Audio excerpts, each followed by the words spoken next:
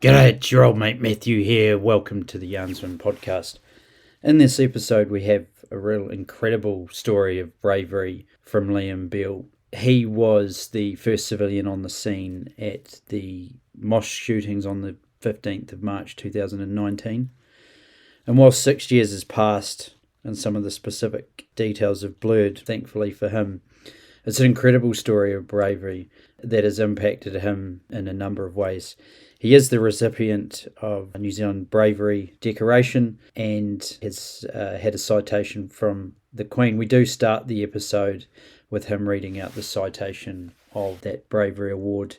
Just a real warning here, this episode is pretty graphic and raw in some places, so please do take care. We've also removed the names for safety. I hope you enjoy the yarn. On the 15th of March 2019, around 1:40pm, a lone gunman armed with semi-automatic shotguns and assault rifles with several hundred rounds of ammunition commenced an attack on the Al Noor Mosque on Deans Avenue in Christchurch. During the attack on the mosque, the gunman returned to his vehicle to collect further ammunition and fired multiple shots along both directions of the street, on one occasion firing 27 shots in one direction. Mr. Liam Beale was driving his car and turning into Deans Ave when he felt the reverberations of a gunshot through his car. While driving down the street, Mr. Beale heard more shots and observed a man fall to the ground. Hearing further gunshots, Mr. Beale got out of his car, retrieved his first aid kit from the back. He made his way to the man who had been shot and lying on the grass on the centre island of the road. He moved the man several metres to shelter him between cars and applied a trauma bandage to the man's gunshot wounds. Mr. Beale then moved along the road to other victims, assessing the severity of their injuries, applying initial first aid, and moving those where he could to less exposed positions. Mr. Beale found a young girl with gunshot wounds lying face down on the pavement. He ran to retrieve his last remaining trauma bandage from the car and returned to the girl. He pressed the bandage onto his wounds and picked her up and ran her down the road to where others could assist. More people had gathered near Mr. Beale at this stage, and he told them that the gunman was either still nearby or his whereabouts unknown, and police were unable to secure the scene to allow ambulances to pass. One of the other people brought his utility vehicle down the road, and Mr. Beale helped load the victims into the vehicle and alerted emergency services that the vehicle would be leaving the scene carrying wounded in need of attention. Mr. Beale remained on scene assisting the police and victims. Mr. Beale placed his own life at risk, bravely searching for victims, assisting them and moving them to safety while the gunman was active in the area. Hello and welcome to the Yarnsman podcast. Today we have Liam Beale on the podcast and an incredible story of heroics and the impact on him. But we'll get into that shortly. How you going, mate? Getting there. It's been a week, that's for sure. You're into a new house. That's never easy, is it? Yep, moved on the weekend. Trying to, you've got a cat with anxiety. My cat seems to have anxiety as well. So trying to manage a pet with anxiety during a house move is always an entertaining time. But no happy accidents, which is thoughtful. Well, that's good. Just know if you are going to put your cat on anti-anxiety medication, you need to give the vet a bit of notice because they use adult antidepressants and chop them up. Yes, just a normal Prozac that they chop in four. Here we go. So, that's something for everyone. What have you struggled with in the last week? There's been a few things. There's definitely different layers of struggles. What I would call kind of superficial struggles, and then some which are more core struggles. I guess they're more core struggles this week as opposed to superficial struggles.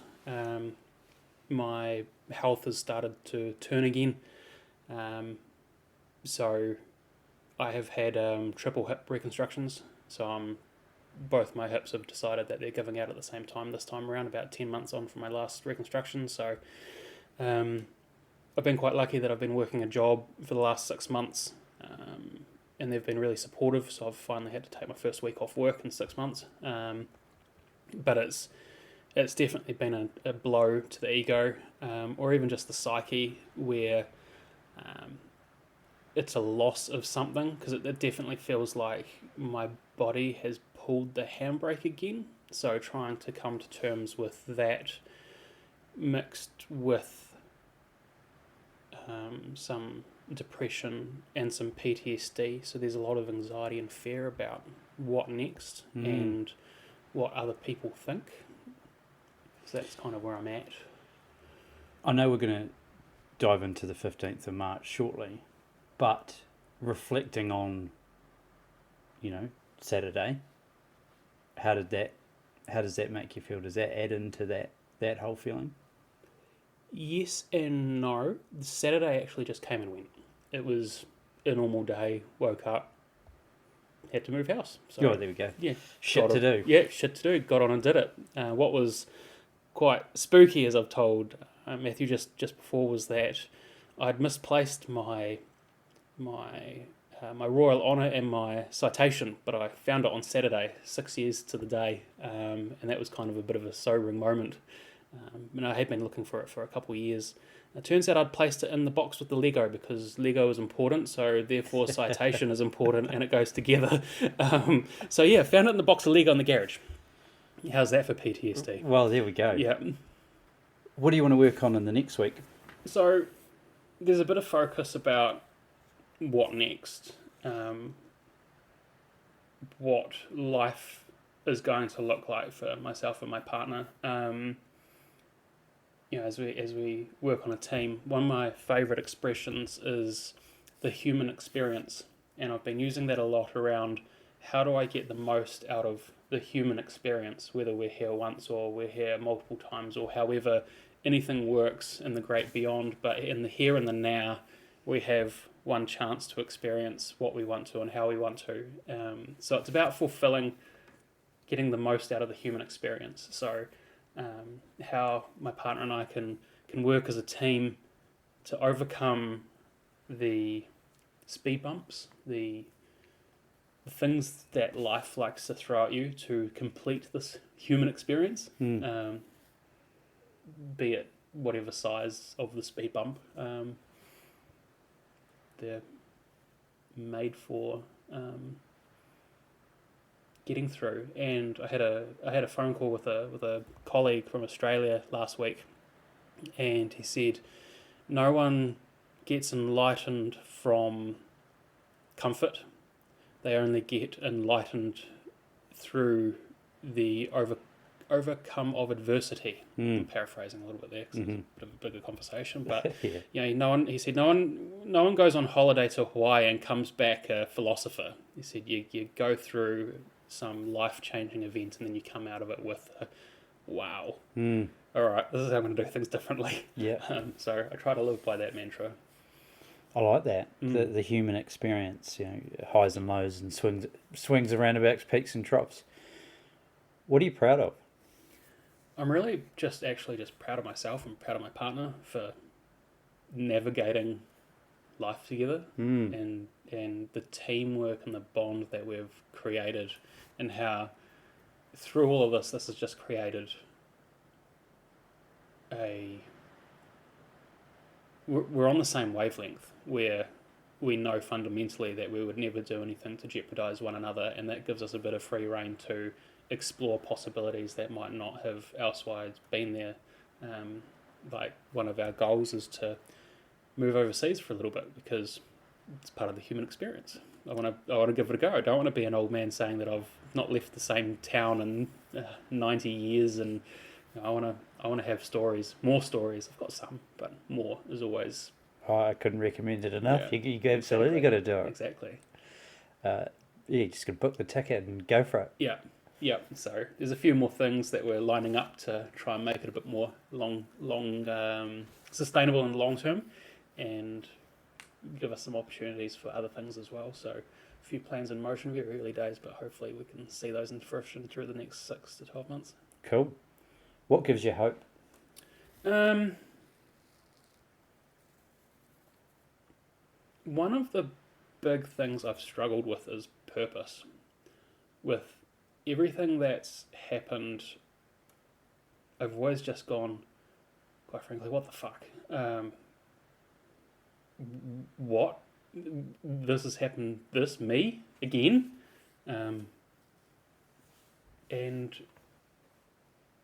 one of the things that I want to do is I want to leave a legacy, like a gift for humanity. And this has kind of been where I've been dragging my thoughts the last month or two, just as part of the human experience, as I like to prattle on about, is how can I be the best person for everyone? How can I just be the best human I can be? What does that growth look like? And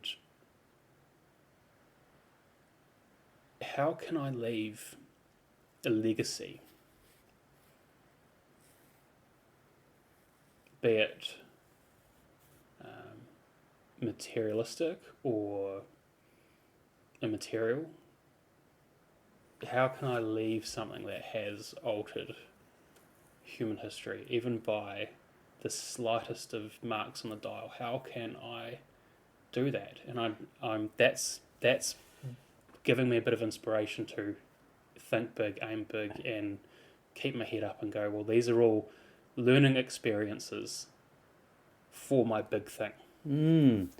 This is really interesting because, I mean, we're going to get into your yarn, but I believe that you've already got a bloody fantastic legacy from what's happened. Well, it's just getting started, right? Yeah. And there's a lot to take from that. So watch this space, and we'll stop being cryptic now. But well, let's step back to the lead up to 15th of March 2019. What was happening around then for you? Crikey, we could even wind that back a few years. There's been some very sudden, sharp changes in direction along the way. I was always pushed in high school to go to university, get a degree, because that's the way you did things. That's what you had to do, right? What you had to do, and that was nothing more than a place of loving from my parents. It was very much, we want you to be safe, we want you to be comfortable. By doing this, we know that you're going to be fine. I fucking hate mediocre.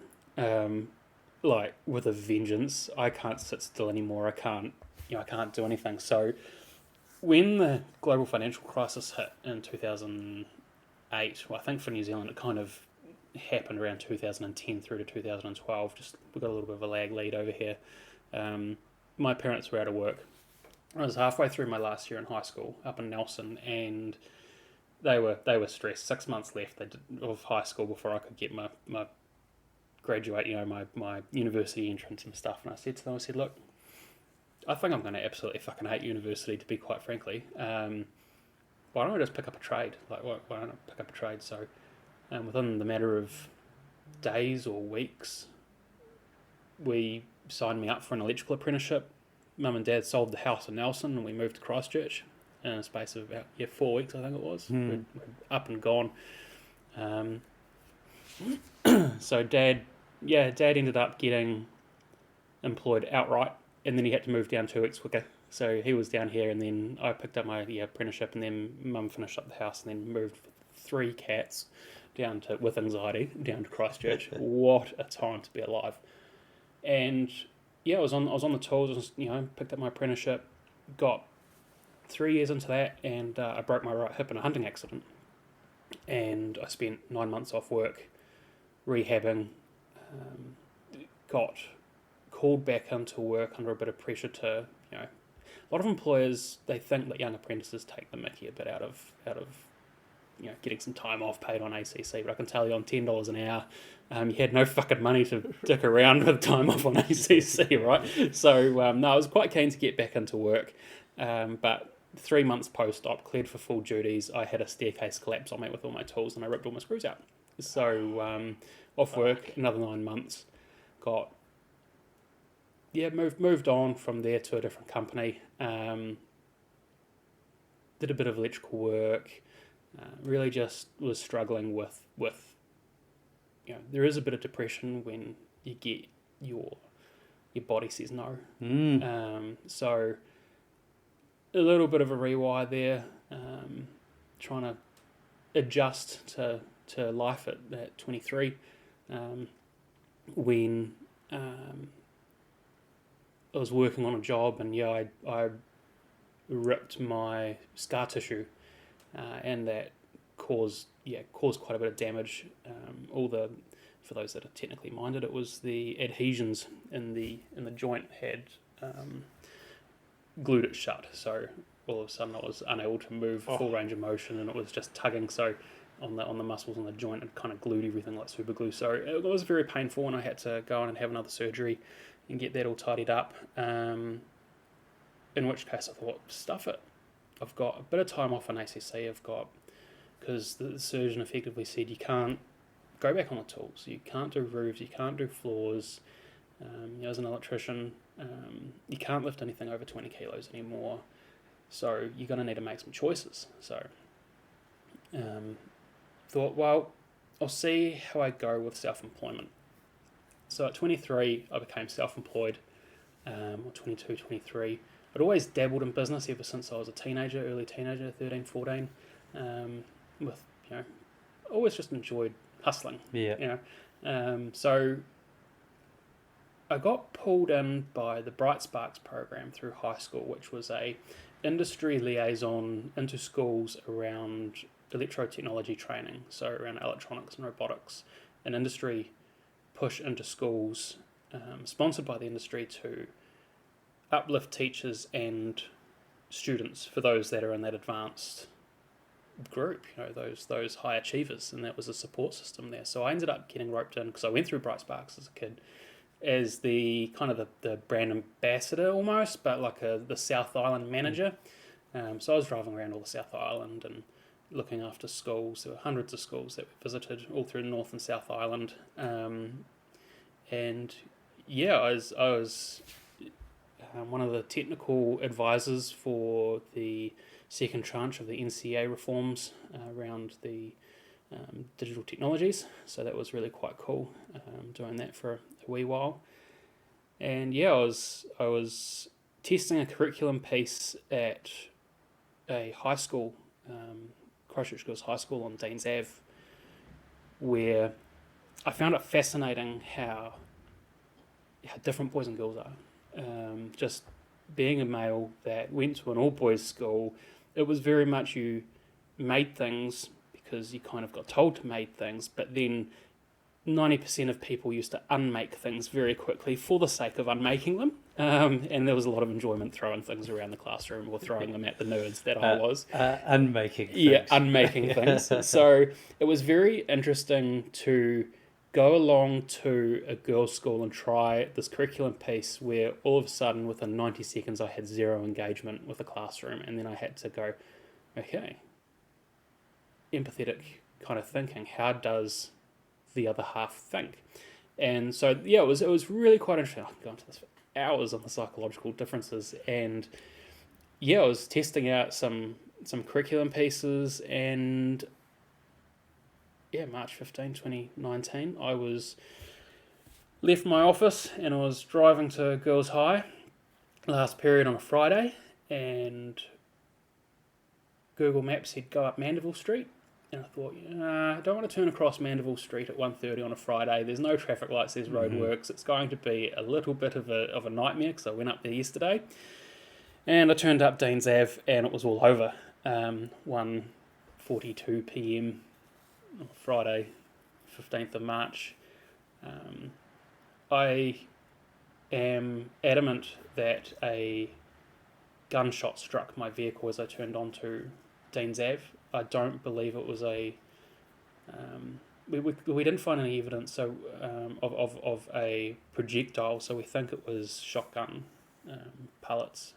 But feeling that, and as a hunter, when most hunters have inadvertently been at the other end of a gunshot, it has a different sound to it, and when you hear that crack, you go ooh.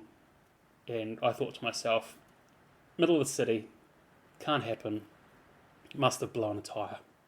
Sure enough, I heard thop, thop, thop, pop, pop, pop. And I thought, okay, no, I've popped the tyre, like it's just the rubber slapping on the road, and I turned the radio down as you do, because that helps your eyesight and everything, and gave the wheels a wiggle and stuff, and nothing. I was like, oh, okay, looking at the instruments, and no lights on the dashboard, and then all of a sudden I look up and the car in front of me stopped dead. I slam on the brakes and stop, and she goes, he's shooting. he's shooting people. And it was just like, what? What do you mean he's shooting people? He's shot people, and then, from meter your way, Matthew, it was, meter, 2 meters. The guy running got shot in the back and collapsed, and it went, oh shit, this is real. This is real. I told the guy, get on the ground, don't move.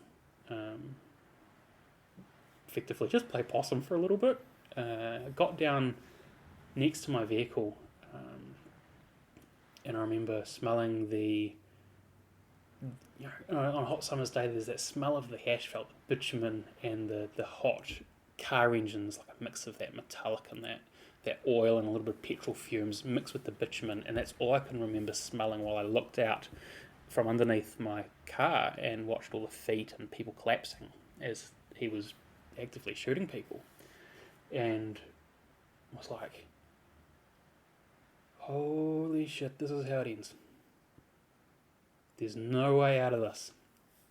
This was a one-way journey. And I was lying there, and I thought to myself, what the fuck do I do? What? This is it. This is it. This is how my chapter ends.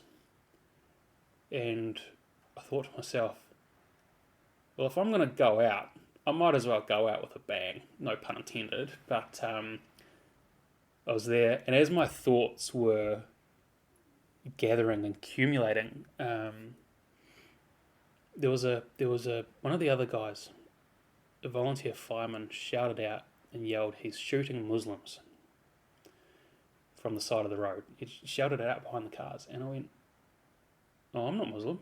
So I just stood up and popped the trunk of the car and pulled the first aid kit out. Like, I hadn't gone hunting in a while, but I was heavily involved in search and rescue as a team first aider with advanced training, and I'd kind of done a bit of training around gunshot wounds in case the inadvertent thing happened, where most likely I'd get myself, not someone else getting me, but I'd get myself. So I'd had enough bandages to keep me going for a couple of days for a single gunshot wound, in the event that shit only happens in bad weather and you're never getting flown out in bad weather. So I'd set myself up, and grabbed my first aid kit, put the gloves on, and just went to work. Went to the first guy. He'd been shot twice in the back. Just kind of went from person to person, figuring out who was the worst. And I don't remember what it was, but something in my training had kicked in, and it was like, ignore the ones that are screaming because they're still alive. So I just ran to everybody that wasn't screaming, and most of them were in shock, but once you started rolling them over to try and find where they've been hit, they start screaming, and then you put them back down and you move on, because they're still alive, and when they stop screaming, you've got to run back to them. So it was the highest level possible of victim triage. If they're screaming, they're still alive. How many people were with you at that stage? So there was checking on people. 2 others holding wounds, and 1 other maybe. It's a bit of a suppressed memory, as I've come to. Well, not even suppressed. It's just fades now, which is quite nice as I come peace with it. But there was this guy, and he was holding a leg, and there was one. And as the first one, I pulled his shirt up and saw the 2 little gunshot wounds in his back. They just looked like little incisions, because at that stage, body's in shock. It doesn't bleed very much. There was no blood, absolutely no blood. So you're looking for a wound that looks like a scratch, and then you're trying to figure out, well, okay, how bad are they from a scratch that's not bleeding? And I remember looking around, and the first guy I saw expired as I was looking at him. So he had his hands above him in what looked to be, now as I understand, looked to be a prayer, and then he just turned off, and you just saw the soul was no longer there. It just poof, and the person is no longer there. Fascinating experience. And then there was, people behind cars, in between parked cars. So yeah, went to the first one, and the guy that expired, he had agonal breathing, and my understanding of agonal breathing is it's the brain has gone, but it's the body's last final response to the base of the brain and the spinal cord. It's that final primal trying to breathe and trying to get things going again response. So he was in agonal breathing, and there is literally nothing I can do to bring this guy back. Nothing. That was a one-way ticket. So having to move on to the next one and go, where are you? Like, where are you hit? What are you doing? And he was just in shock, and he just said he'd been shot in the arm. Like, just I've got pressure. Like, the eye language was, I've got it, move on. And the next one was someone else, and I think that person had someone attending, and the next person was who was lying in between the vehicles. And as I approached him, he was in and out of consciousness, and I was like, man, I've got to find where you've been hit to make sure that, like, where do I put you on this triage scale of how important is my time? And he rolled him onto his side because he'd taken one directly into the hip, and he just started screaming. And it was like, okay, well, he's alive. He's now back up my my own little judgment set. And he just started yelling, get my daughter. Don't worry about me because I can't live without my daughter. And I was like, well, fuck, there's no child here. There's no child. And then the next person up between the cars, he was being attended to by that. Man, I swear he said he was a volunteer firefighter. And it must have been about 15 metres from the front gates of the mosque by this stage as I'm walking my way up. And then I see, this can be quite triggering for some people, but I saw a toddler lying face down in a pool of blood. And it became apparent that she had been pushed in between the cars, and him had then acted as a distraction and was yelling and hooting and trying to get the gunman's attention. So the gunman had shot him multiple times and then walked up to her and tried to execute her. So when I got to her, there was no response. There was when you've got conscious levels, alert, voice, pain or unresponsive. She was between pain and unresponsive. Like, it was, holy shit, she is not going to make it. Like, what the fuck do I do? So I picked her up, and I ended up just running back with her and just put her down and said, just cuddle her, just hold her, just be with your daughter, because there's nothing. Didn't say that there's nothing I could do, but I think he realised when I placed him with her that it was just, holy shit. So they were there. By this stage, those that were not shot and had played possum or were buried in amongst the people in the mosque, they had started trickling out and running away. So all of a sudden we went from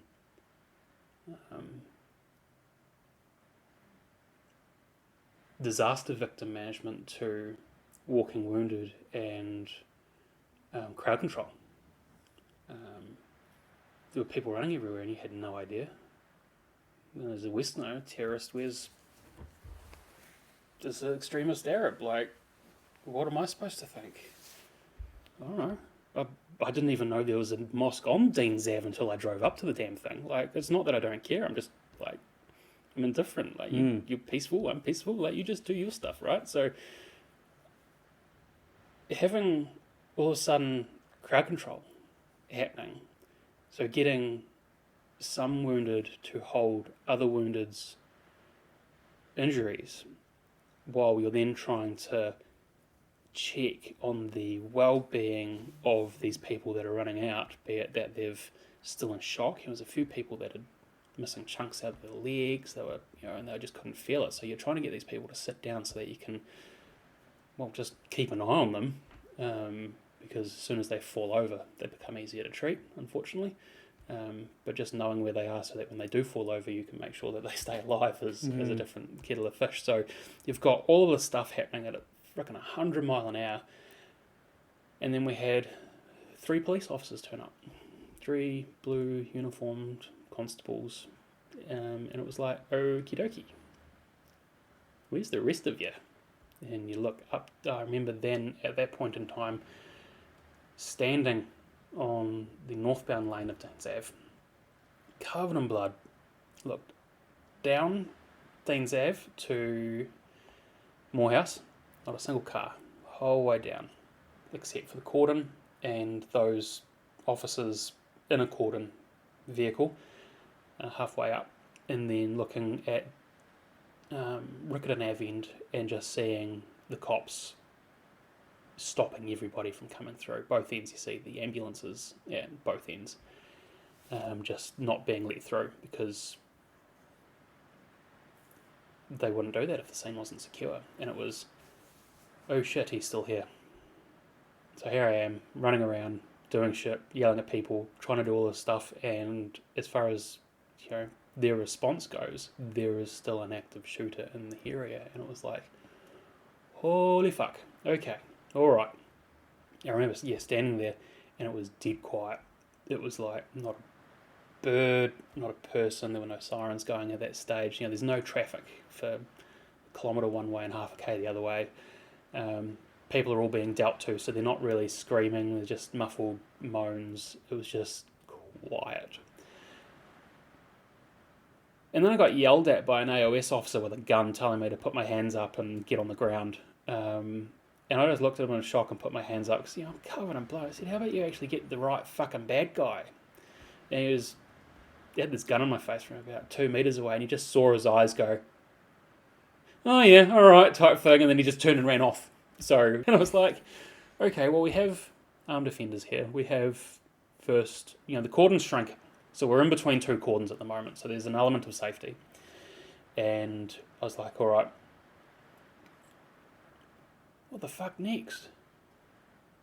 All right, what do doctors ABCs, right? It's, danger, response, fuck, I can't even remember now, send for help, airways, breathing, circulation, CPR, that type of shit. That just went out the window, eh? It was danger, well, everybody's in fucking danger. Can you contact anybody? No. Can you send for help? No, there's no one else here. So what do? Just do. And that's when Clifford came up and said, my vehicle's here. How about we start loading them in? And it was like, okay, well, I said to him, back up slowly, put your hazards on, make yourself identifiable. No one needs any surprises here. Drive slow, reverse up, and start loading people in. I'm going to make some calls. And got on 111, rung out, had a dispatcher connect with me. And I said, look, this is what we've got. I am on Deans Ave, this is who I am, this is what I'm doing, this is what I've done, these are who I've got on the ground. One status black, they're all status purple, but we have a child, we have a toddler, we need something now.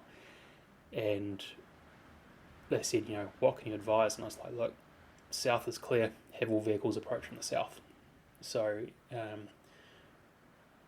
there was that, and then you gave them the description of we are evacuating in civilian vehicle. We've got the orange or red ute with 4 POB heading to the south cordon.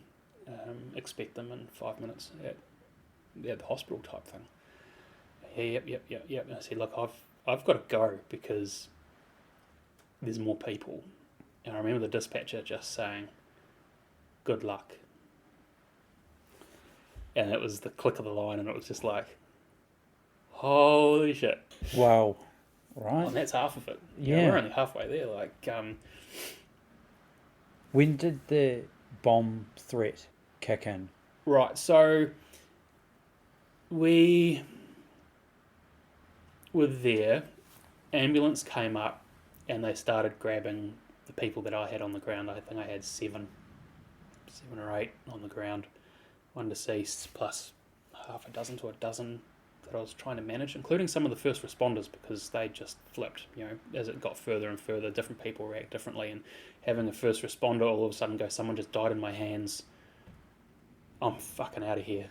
It's like, shit. I hope they don't throw themselves off a bridge or in front of a car, or because they're so tunnel vision. So trying to even keep some of the civilian first responders in a level head was just astronomical. And even the cops, they're quite frankly, they're not trained. At the time, they weren't trained for this, because we were lucky and fortunate enough to never have had to experience something like this. So, quite frankly, they weren't trained for it. And just to clarify, the only any type of medical or response training was a first aid course, right?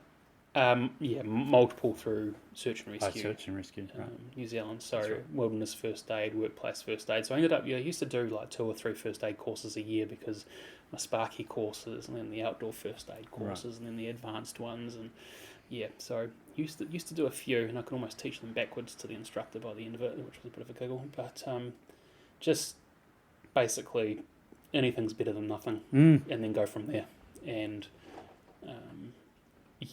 so I remember when those constables turned up, the first blue ones, I was just standing there. I was out of bandages. I'd run out. Like, what am I supposed to do now? I said to them, I need more bandages. Like, where are the ambulances? Oh, they're at the cordons. And I was like, okay, well, I need more bandages. So then the call between the group was like, we need a vehicle. Commandeer a fucking vehicle or something. I was like, just take my car. And it was a Black Hole and Commodore, so the cop just hopped in it and screamed off. Came back with his first aid kit, and all we did was out of the patrol car, there was a couple of them, I think, and we just tipped them upside down. We just unzipped them and tipped them upside down and just shook everything out of them and just grabbed the shit that we needed and carried on. No defibs, we didn't have, it was just the bare minimum patrol car first aid kits. And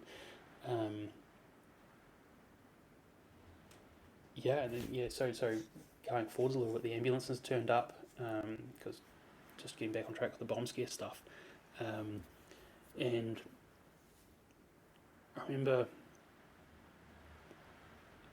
the first ambulances came through, stopped with me, 2 of them, and then a couple drove past and went further up. So then it was kind of working. You just there's no other way to triage. You just got to work your way in. And saw an incident controller take control of the scene, because the incident controller, because I was also trained as an incident controller through search and rescue, through the police SIMS structure. The guy stays in one spot, he doesn't move, he delegates and receives information, and that's his job. And I saw this guy standing there with people running up to him and leaving, thought, this guy, he is the one that's now in charge. Oh, hallelujah, because it's no longer fucking me. And ran up to this guy and said, hey, look, I'm so-and-so, this is my level of training, I've been here since the start, this is my situation at this end, where do you want me? What would you like me to do? And just said, go back and stay with your patients until they're cleared. So I went back and did the handovers with the AMBO staff. I remember we cut clothes off, trying to find, we just cut people just naked, just stripped them completely off, because if they're unconscious, where the hell can you ask them to show you where it hurts? Just strip them off, put on a clean pair of gloves, and just run your hands over them, because the red's going to show up really well in the white. So clean gloves, run your hands over, see where it's, checking every couple of centimetres to check if your gloves have changed colour. It's effectively the only way you can do it. And got through those guys, and the incident controller calls me over and he said, do you still want to help? I went, of course. And he said, then stand in the front of the mosque and transfer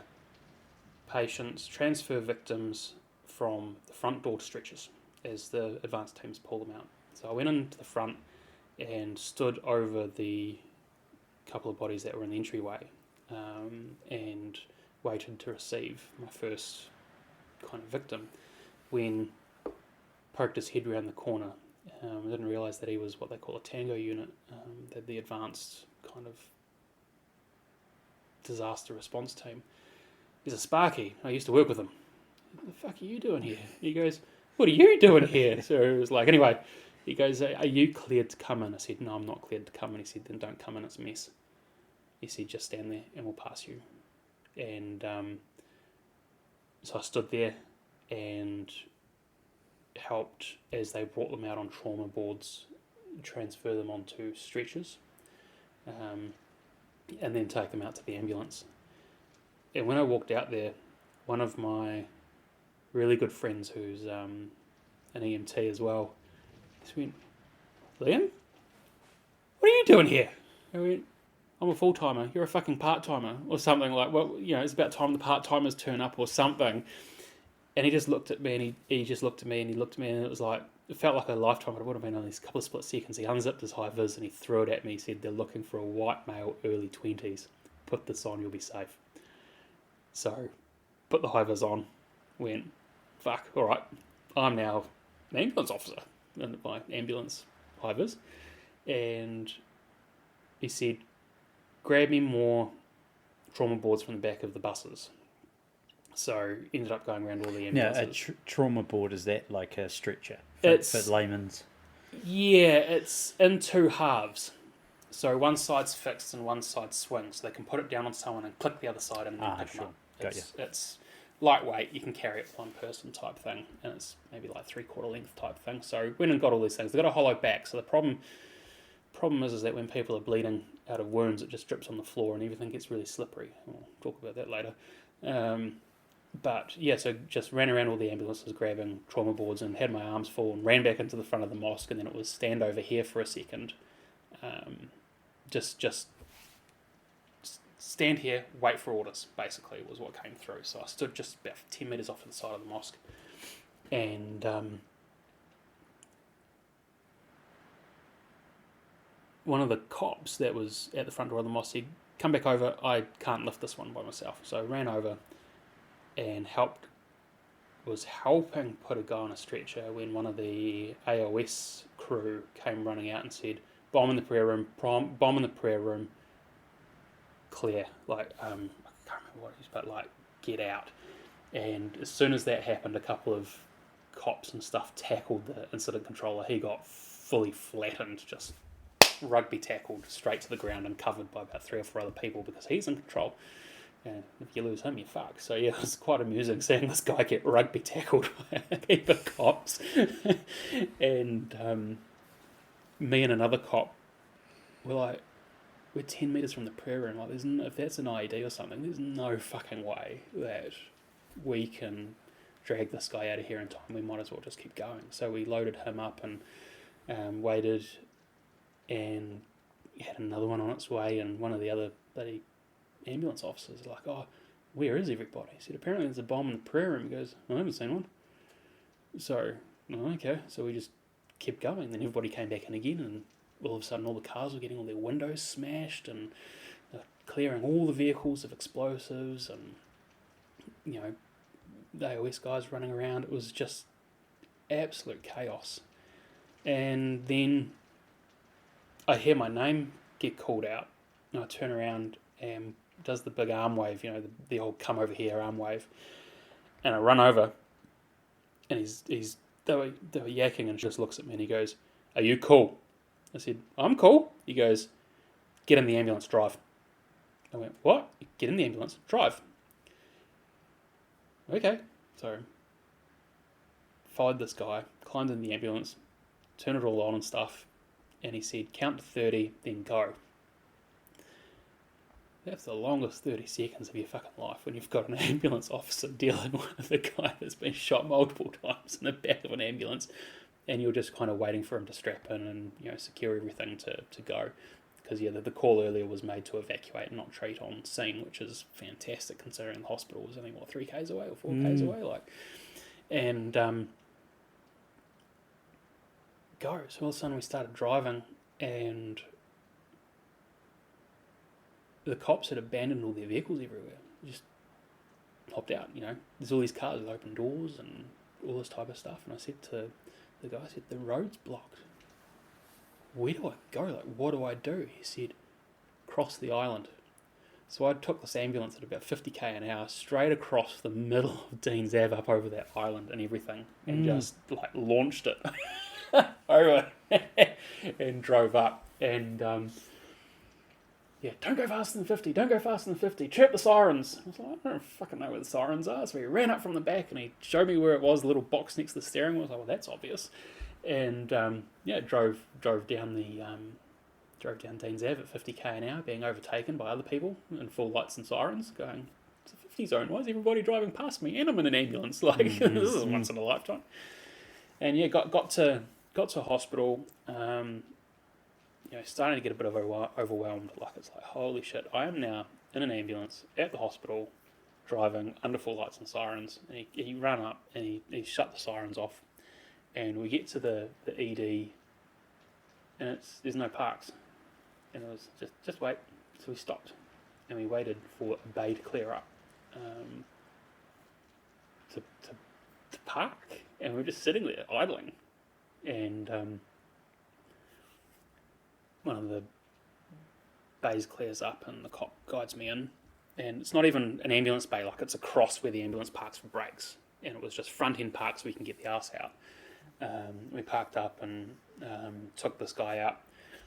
And all I remember is going up the ramp at the emergency department, and on the left-hand side, there's like an X-ray room. And when you get an X-ray, most people have had X-rays. The people, hide in leather lead-lined jackets, and they hide behind a thing, and they click the little button. Like, the doors were wide fucking open. No one was doing anything. It was, here's a gurney, here's the stretcher, move them onto the gurney, take full body X-rays, bang, bang, bang, bang, bang, get them out, next one, strip the things off. And it looked like a zombie film when the blood was dragged up through into the X-ray room, and then all the bloody ambulance sheets were just thrown against one wall, and all the nurses and the doctors and the surgeons and everything, they're all in, what do they call it, mass casualty protocol or something. So they're all wearing like those festival plastic parkas. They're all just wearing like plastic raincoats. Yeah, ponchos. Yeah, they're wearing these plastic ponchos that look like rubbish bin liners, and you just kind of go, fuck, isn't this wacky? And you go, there's shit everywhere, and there's blood, and it was like, holy fuck. Holy hell. Alright. Cool. Okay. Just followed my guy around. My instructions were to not leave his side, so I will stay by him and do as instructed. And it was take the stretcher back out to the ambulance. I'm going to find my driver and make the stretcher back up. Put a fresh sheet and stuff on it. So I was like, okay, all right. Fucking how do I make a stretcher up? I never make a stretcher up. It must be like a bed. You tuck the things in, you do this, you do that. And then one of the other ambos who was just having a breather before he left again was like, no, this way, mate. He tucked it all in, he helped me. I remember while doing this, there was a white ambulance turned up. And I know that the white ones were, they're the old ones. Old school. Yeah, right? Old school. They're kind of the community ones that the volunteers, the last of the rung. And it pulls up and it opens the back of it, and a guy on the stretcher and the ambulance officer is loading it out, and they've got like electric lifts and stuff, but the old school ones are like relatively slow compared to the new ones, so you're watching almost in slow motion, and you're just looking at the ambo officer, and all you do is smile, because you're just like, what the fuck else can you do, right? You're just kind of like waiting for an ambulance to drop this guy. But he had, I don't think he made it in the end. He took a blast to the throat, so his whole throat was open, and it looked like a giant red butterfly. I remember that, and you could see his vocal cords moving as he was reaching out and trying to, like, hand was out and trying to grab me or pray or whatever, and you could just see all the vocal cords and all the muscles moving in his throat, and it was just like, Ah, okay. Turns out he had also taken a shotgun blast to the leg, and he had lost the leg below the knee as well. So I think he died of infection, which is unfortunate and devastating. So from there, the guy I was assigned to found his driver and dropped me back at the hub in what they call the hub, which is the St John's kind of central hub in town.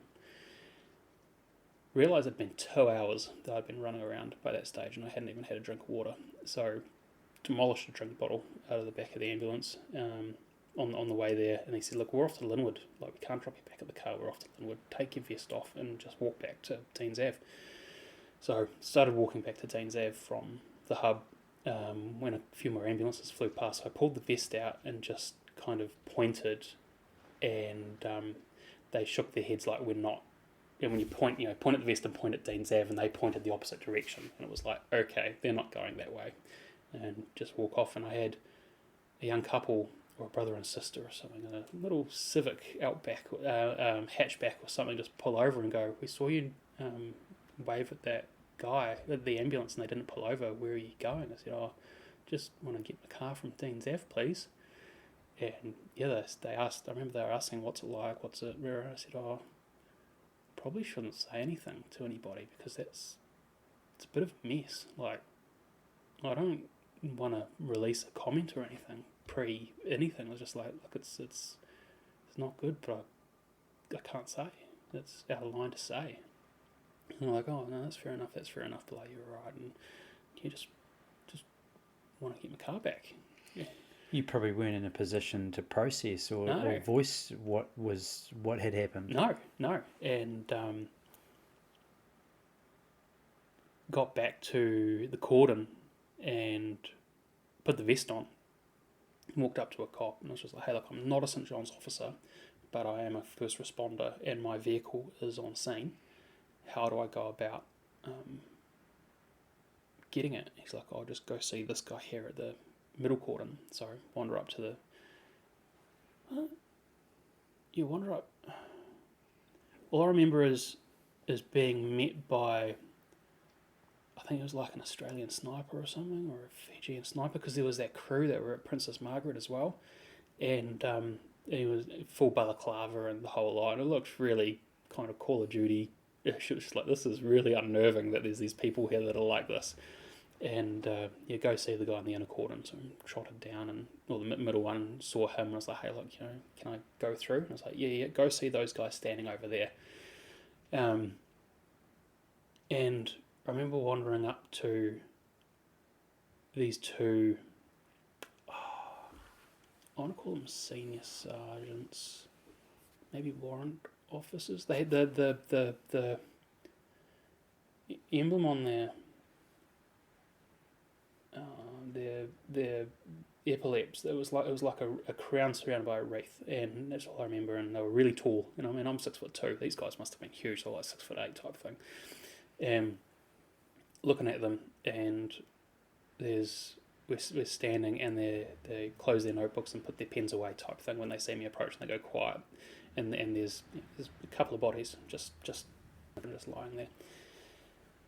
And I look at them and I look up at the officers, and they kind of, we're all kind of just like whites to the eyes type stuff. I said, "These guys have had a really bad day." And we all kind of went, "Huh?" Like, what the fuck else are you meant to do? Like, as a human, you deal with trauma through humour, or, it was just like, well, fuck, it's been a bad day. I said, "Look, can I grab my car? Which one's yours?" Pointed to my car, and 2.5 hours later it was still running, door open, idling, from when the cops had taken it down the street. And I was like, "No, alright." Hobbed in, went home. That was it. All over. What did you do when you walked through the door? Do you remember? Well, I was meant to be wiring up my mum and dad's house, so I packed up the car and I drove to Hanmer Springs and wired a house for 2 days.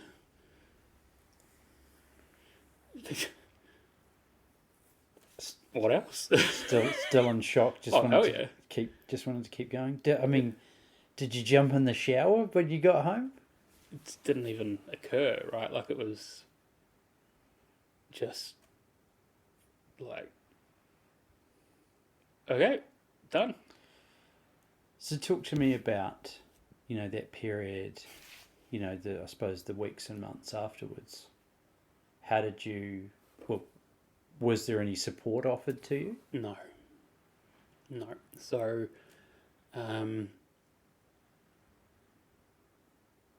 what happened was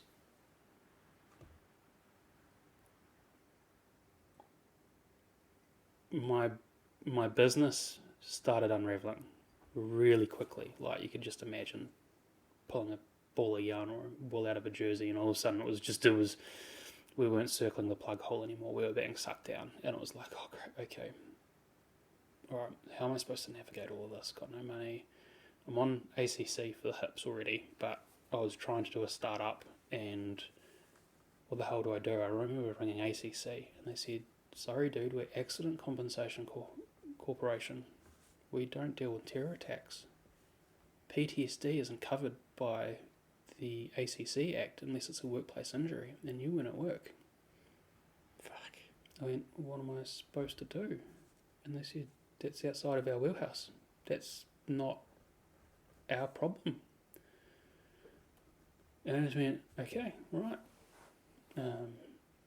Victim support started doing that big drive from all the donations. So there was a couple of $1 million, I think it came like $10-15 million that people donated for the victims of March 15. And I wasn't a victim, I was a first responder. Not a victim. Don't need to do that. I was like, alright, well, I am struggling a little bit, like battling. One of my friends kind of fibbed at St John's and said that his nephew was involved and needed some direct family EAP assistance, and I got 6 sessions with a clinical psychologist. Only 6, and that was gone in 3 weeks, 2 sessions a week. And then it was, I can't afford $200 a session. Mm-hmm. I'm on 80% of my wage at the best of times, and I've got a business that's now failing. What do I do? So I reached out to victim support. I just said, hey, look, I need help. I need to make sure that those that are injured and damaged and have lifelong issues are looked after first, because mine is only temporary, but I do just need a little bit of something just to get me through the next wee while. Because, I can't remember, it was like a couple of weeks afterwards, months, not 2 months maybe, they'd been authorised to dish it out. So, I was down to, not a lot of money, just trying to tread water, and case manager rang me up from victim support and was like, oh, you weren't involved, so, I mean, you're lightly involved, but this is for victims, right? This is for victims, so the best we can do is 14 grand. And I was like, fuck, 14 grand? I've never seen 14 grand before in my life, right? I've been $10 an hour as an apprentice, And, oh, wow, this is amazing. That'll be incredible. I sat on it for quite a bit, because I was managing to live, I was managing to get by, and then things really did fall apart and I had to use it on expenses, but got nothing. I was like, okay, no other follow-up for counselling, nothing, just, okay, here's some money, it felt like, and just off you go, keep doing what you're doing, you're obviously doing good. And then, can't remember the order of what happened, if I got a different case manager or what, but I got,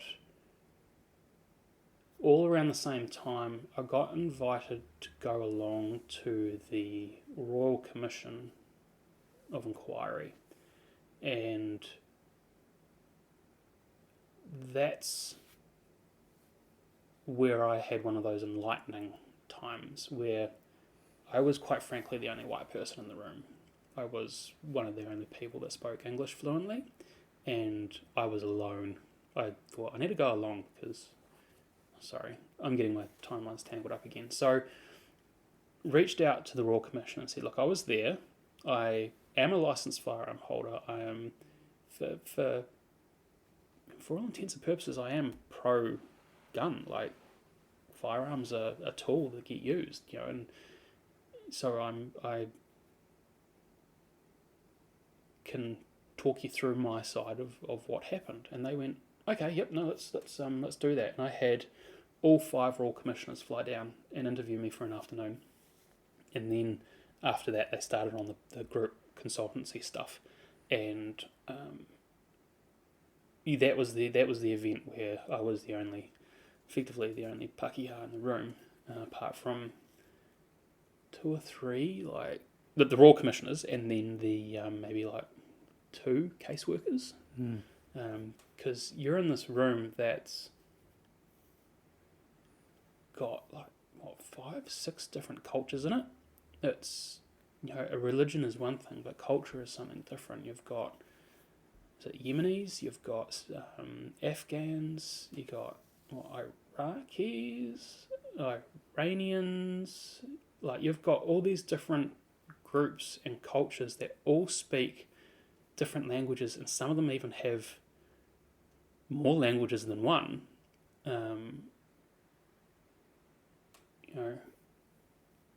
Farsi, Arabic, all of it. And so the slow process of 2 sentences at a time and then being translated into 5 different languages started. And that's where I met my now counsellor. She came up to me and said, is anybody supporting you? No. Like, it was like a year later, like I was a year down the track or something, and it's like, no, have you had any therapy? I had 6 clinical psychology sessions. And they went, what? Why not? I said, well, I rang the police and said, look, I'm a search and rescue volunteer. Yes, I wasn't there on active duty, but I was there nonetheless, and I am a volunteer, so what assistance schemes are there? And the police went, well, look, search and rescue is SAR Institute New Zealand, so go ring them up. I rang them up, and they went, well, it was a police operation, regardless of whether or not you were there, so you fall under police jurisdiction. And the police went, no, because you weren't active, you're not us. So all of a sudden I was stuck in this no man's land, and also ACC wasn't kicking in at that stage. And I just kind of like, I have never felt so alone. Which is crazy, right?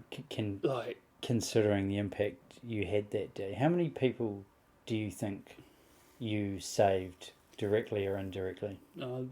6 or 7 that I had hands on, but there were multiples of 10s that I managed.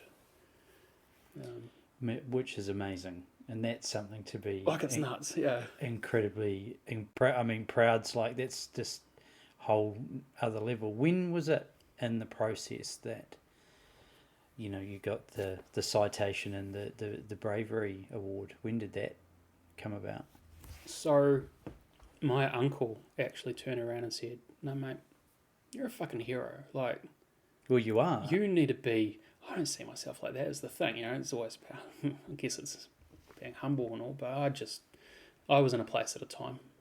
But no, my uncle was like, no man, like, you saved lives, like, that deserves recognition. So he wrote in, he got in contact, got a few statements from others, and put in a nomination for Royal Honours, or for a civilian award, and nothing happened. Like, just went quiet. Absolutely nothing happened. It was year before last I got the award, 22, 23. How was that experience emotionally? Surreal, man. Mentally and physically? Just surreal. Like, Because like once the shooting happened, COVID kicked in. So all of a sudden it was like the shooting just got pushed aside and COVID, everything. And it was like people are, before ACC changed their legislation, people got shunted into the healthcare system. You had a whole culture of people that, as Kiwis, we've all come here as a better place, and we have accepted them for who they are and respect their culture and their beliefs for what they are and what they entail. And just like that, this whole segment of people that we were meant to be looking after lost their husbands, their fathers, their brothers, their income. So you have whole families that no longer had a source of income. You're looking at a couple of hundred families, 1,000, 2,000 people that just lost their income overnight, and their family has been changed forever with no help, no support, no guarantees, and then they've just been thrust into the public medical sector. Like, ACC's effectively private, right? Like, it's private healthcare. It's not public. Anybody that's been on a public wait list will know that it's frickin' horrendous and underfunded, and wait times are forever. So there's these people that have got fucking gunshots in them, and they've been thrust into the public sector with no income, not eligible for disability benefits yet, or WINs because they haven't been off work long enough, or they're all dairy owners, taxi drivers. Like, they're hard-working individuals that have started in these places of self-employment, which means that they've got no technical wages that can then be it was a mess for ages and ages, and that's why the donations from victim support were just life-changing. It allowed people to to move on with their lives.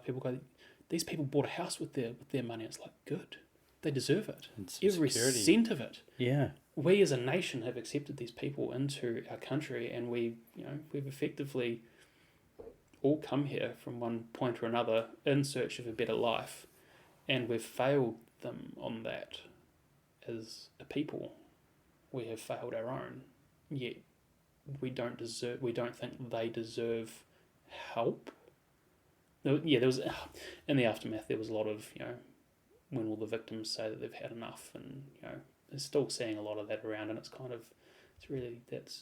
leaves a really sour taste that as a nation and as a people, we no longer accept them as treating our own, and it's back to they are not us. Anyway, I'm sidetracking. What was the question? but it's. I want to know more about your, I want to say, healing journey. So, you weren't looked after for a year. Then you've met a counsellor through the Royal Commission of Inquiry. Yeah. How was that? How long did you spend with the counsellor? I still see her every month or two. I started off on 3 days a week for an hour at a time, that was all paid for by victim support in the end. The start of it was, I got 60 or 90 sessions through victim support, maybe even up to 120 initially, and then I got told, sorry, no more, you're done. And Ngāi Tahu stepped up through Pura Whetū and their Muslim wellbeing team, made an exception and kept therapy going. So I ran out of victim support therapy in 90 days effectively, and then had a further 9 months on the iwi, which is just... Well, that's fantastic. It's fantastic, but it shouldn't have to come down to an iwi to support the population of New Zealand. Like, to me, that feels wrong on so many levels, that the government has failed and effectively a private organisation has had to pick up the slack.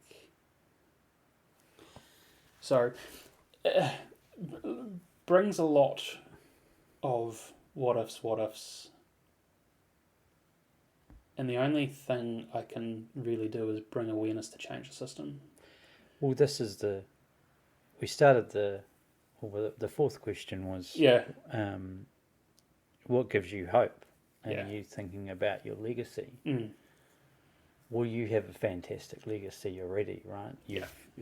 You've saved lives. You have a bravery award. Sure, that hasn't come without its cost, but there seems like you've got a lot of scope. You've got the credibility to explore that. Yeah. It's been interesting. I've tried to get in contact with some reporters and try and discuss what's happened. As you can tell, it hasn't eventuated. I've talked to members of parliament at the last election to try and bring up some of these things, and it's just ignored. So the local MP where I was living, it just got lost in the it'll happen maybe one day pile. Like, no response, no acknowledgement of it. A few emails backwards and forwards to try and get it up to the forefront, and just it's political suicide for anybody. And it was the needs of a few versus the needs of the many type situation, which is a bit disappointing. It seems to me like there's an opportunity for some, we'll call it discretionary oversight there. If there's a situation like what's happened, someone should be able to get support as quickly as possible, right? Yeah, so that's in essence what you're trying to do. Yeah, my case manager at the time, through ACC, basically, I think he fell on his sword for me and wrote me. It was a really lovely, I think he was like a Pacific Islander, so real cultural, protect the people type. And he ended up just going, I'm going to write this date out for 12 months. Just try and get yourself sorted as much as you can in 12 months. And then we'll circle back. And then that 12 months happened. And he got removed as my case manager. He never rung me, never did anything. He just forgot about me for 12 months, shall we say. And that changed everything. That gave me 12 months to heal properly without stress of income. And because with my legs, it was like, well, you're already on what they call a vocational pathway to remove yourself off ACC and no longer become dependent on it. But then to have a little extra safety net there was fantastic. It wasn't until 2 years ago or 3 years ago that they finally accepted my claim. But they wrote out wage compensation. So I'm not entitled to any monetary compensation for loss of time. So not only for that period have I not effectively had any wages, I went backwards by 70,000 in the collapsed business. Because I didn't know what else to do. There was no... When you're in that level of spot, you isolate yourself. No, you just... Anybody that's been in that hole is like, holy shit, I'm not worthy, I'm not the right person. So, and then to have all those setbacks of when I have actually reached out to the police or to St. John's or, at the time even fucking victim support and be told, oh yeah, but you're white, effectively. I mean, this is quite the journey, but there's a piece here around the human experience where you've... Human experience. Yes, I mean, I don't even know how to put words to this experience, but along the way you've had people that have, you got help from St. John, there's, the case manager doing those things. So there is positive things in humanity and people were helping along the way. But yeah, there's certainly... The people were, the organisations the people, were not. And that's what's telling, is when is it, the failure of an organisation when the people inside it have to break its own rules to make sure that others are looked after. That is, to me,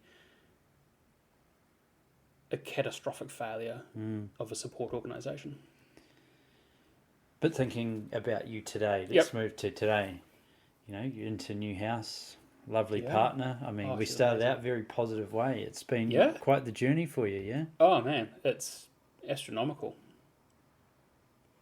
life is what you make it. And you've got one hell of a story to tell, and a medal and a citation from the Queen. And I'd like to think I'm not even halfway through my lifespan yet. Well, there we go. Maybe a third, if I'm lucky. Well, I look forward to watching this space and see where you go from here, mate. Thank you so much for the yarn today. My pleasure. Thank you for inviting me on. I don't even know how to wrap this up other than to say thank you so much, mate.